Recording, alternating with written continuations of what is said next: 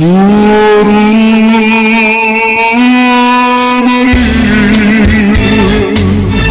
tu sei felice in braccio a Dio.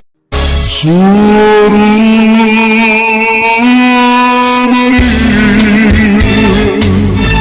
tu sei felice in braccio a Dio.